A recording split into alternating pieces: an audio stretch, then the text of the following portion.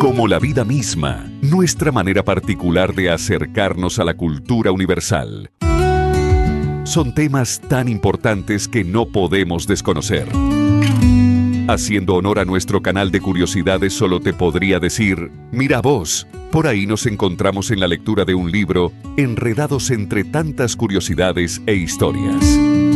Pero sin más, vamos a lo que nos interesa. Bienvenidos. Ya estamos preparados para sorprendernos con un nuevo Mira Vos.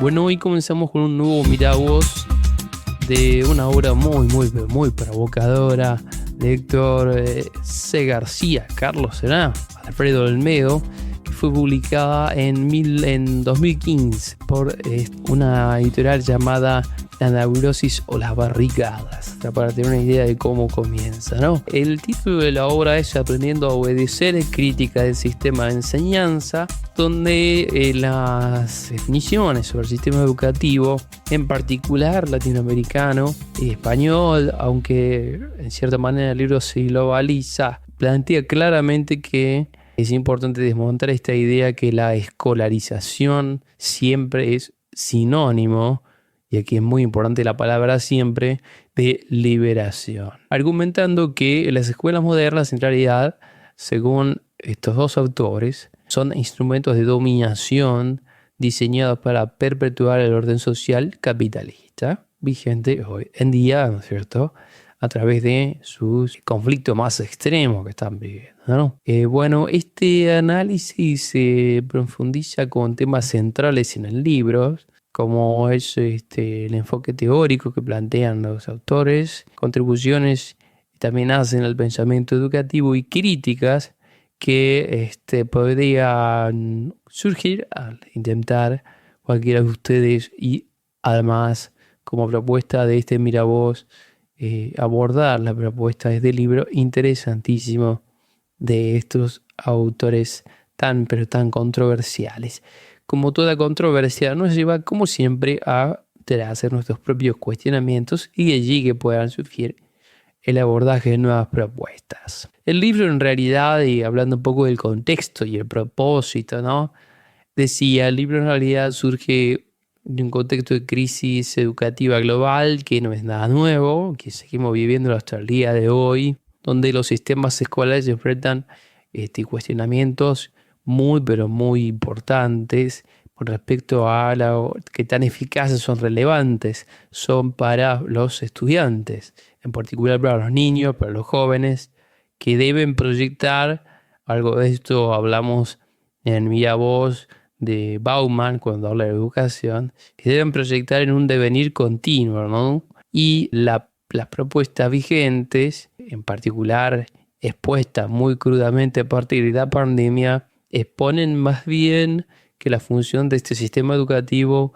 es una herramienta de control social más que una instancia libertaria que fomente algún tipo de autonomía o de pensamiento crítico del alumno propiamente dicho.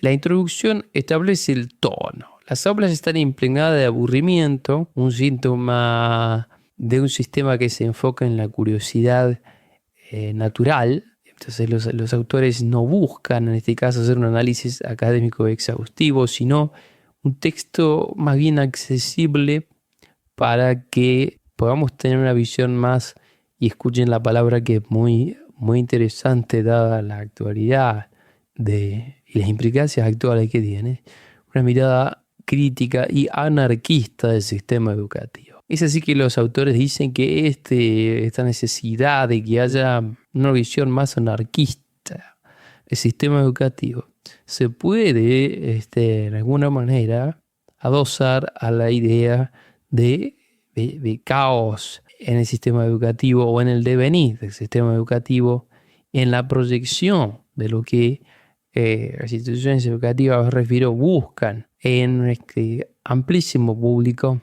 incluyendo padres, estudiantes y docentes, ¿no?, que forman toda la comunidad educativa, como se dice en general. un concepto muy rebañido, muy estudiado a lo largo de los años, que es el currículum oculto en las escuelas, ¿no? Aquello que se aprende y que se enseña en una interacción constante, pero que no siempre está explicitada a nivel de planificación de lo que significa lo educativo. También García y Olmeda critican el modelo bancario de educación, un término acuñado por Paulo Freire, donde los estudiantes son recipientes pasivos que reciben el conocimiento. Una idea muy antigua, pero que de alguna manera aún hoy sirve para ignorar la diversidad que existe entre cada uno de los individuos que tenemos enfrente o que tienen enfrente los docentes, y estigmatizar las diferencias entre ellos como muchas veces como déficit de algunos de ellos, que por no corresponder al estándar esperado de las generalidades de lo que el sistema proyecta como normalidad en un alumno, hace que se lo considere diferente, en tanto excluido también, ¿no? Entonces los dos autores, entonces ya avanzando un poquito más en la lectura y después profundizaremos más sobre esto,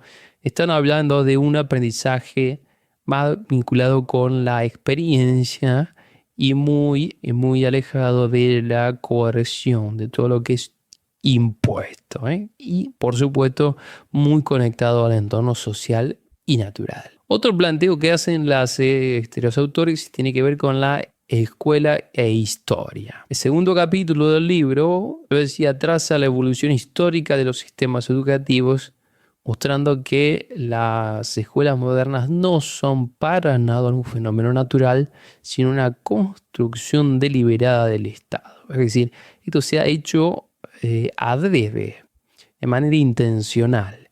Entonces los autores muy claramente desmontan el origen de la escolarización obligatoria, diseñado para producir trabajadores y soldados obedientes. Luego tenemos una relación entre escuela y poder, donde los autores analizan que las escuelas, aunque no explícitamente funcionen como aparatos ideológicos que reproducen de una manera tan discreta que es prácticamente imperceptible las relaciones de poder. Este es un capítulo bastante incisivo e ilustrativo que permite también que sea más simple una reflexión por parte de aquellas personas más alejadas de cualquier análisis vinculado con la educación. De allí que los autores promueven una ciudadanía democrática y buscan trasladar la idea de un sistema representativo en lugar de estas ideas autoimpuestas e impuestas por las instituciones escolares, contenidos escolares. Y sobre ello, el capítulo 4 ya examina los contenidos educativos argumentando que de ninguna manera son neutrales, aunque también lo parezcan. ¿Por qué decimos siempre también lo parezcan? Porque el estado de ellos en el tiempo, el devenir en el tiempo de los mismos contenidos hace que los hayamos normalizado, ¿no? Pero si podemos tomar un poquito de distancia, según los mismos autores mencionan, podemos claramente ver que reflejan intereses vinculados al capitalismo y a los intereses del Estado propiamente dicho. Por ejemplo, la enseñanza de la historia, mencionan, omite perspectivas críticas sobre el colonialismo, los movimientos obreros, mientras que las ciencias se presentan como verdades absolutas. Todo lo que es ciencias exactas son sagradas, ¿no? Más el lenguaje. Pero esto siempre es función de desalentar un punto central, que es el cuestionamiento. Algo que fíjense que nos parece no normal. Hay un niño que anda bien en matemática, es mucho más elogiado, o en lengua, es mucho más elogiado que un niño que anda muy bien en artes. Aunque los autores, por ejemplo, reconocen el potencial del enfoque, ya esto es un poco más para los docentes o para el ámbito educativo, de enfoques constructivistas como de Vygotsky o de Piaget, lamentan la escasa aplicación práctica debido a la falta de formación pedagógica de los docentes, que en realidad balbucean de alguna manera estas teorías sin saber cómo llevar a la práctica esta suerte de propuesta en rebeldía hacia los alumnos. Y por último podemos ver la concepción antropológica que remarca el capítulo final, que sintetiza una visión del ser humano que subyace en el sistema educativo. Un individuo reducido a una dimensión racional, medible y controlable. La escuela que privilegia la mente sobre el cuerpo, ignora las emociones, asume un modelo contractualista, donde la obediencia es la base de la convivencia. Chico obediente, chico que no anda bien. Joven obediente, joven que va a prosperar en este mundo que nos rodea. Frente a esto, los autores proponen una antropología, escuchen esta palabra, libertaria, que valore la libertad colectiva, la cooperación y el desarrollo integral de las personas. Valga esta aclaración debido al concepto de libertarismo que tenemos hoy como actualidad, en particular en Argentina y en otras partes del planeta, ¿por qué no decirlo también, no? Bueno, este enfoque teórico que terminamos mencionándolo como una perspectiva anarquista, o anclado en una perspectiva anarquista, tiene influencia de figuras como Ferrer Guardia, Ricardo Mella. Sin embargo, no es un tratado dogmático y los autores evitan a la hora de expresar sus ideas todo tipo de lenguaje técnico, citas excesivas que transforman el libro hacia lugares inaccesibles para el común de la gente que quiera acceder a él. Están muy presentes personajes como Pablo Freire, con la pedagogía del oprimido. Es un libro realmente para no perdérselo. Las contribuciones que se hacen al sistema educativo, pues se pueden mencionar muchas, pero vamos con las más importantes. Desmitificar la educación como un progreso. ¿Por qué? Porque se está desafiando la narrativa de que a mayor escolarización, mayor libertad, cosa que ellos desmontan y desarticulan a través de sus teorías. El énfasis que ponen en lo que llamamos ya, y hemos comentado como currículum oculto, la propuesta libertaria práctica, y aunque no hay un ofrecimiento detallado como una instrucción en el libro o en la propuesta de los autores, inspira para que aquellos que están dentro del sistema y también quienes lo acompañan busquen alternativas y ideas de aprendizaje no coercitivo, en particular y en especial hablan de darle más importancia a las comunidades educativas pequeñas. Y por último, la accesibilidad del sistema educativo, que tiene que ver un poco lo que propiamente se hace con el libro, que es evitar el tono académico, y el libro hace esto mismo, ¿no?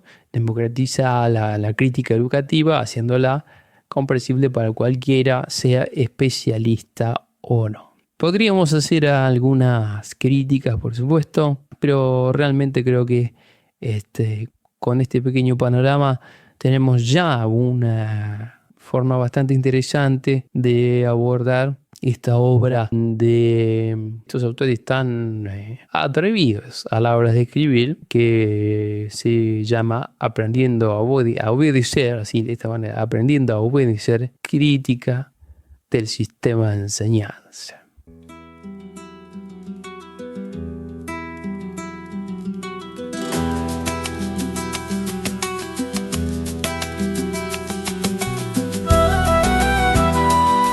Hasta aquí llegamos. Muchas gracias por tu compañía. Si te gustan estas ideas, déjanos un comentario, suscríbete, activa la campanita y, ¿por qué no?, danos un me gusta. Gracias, nos vemos pronto.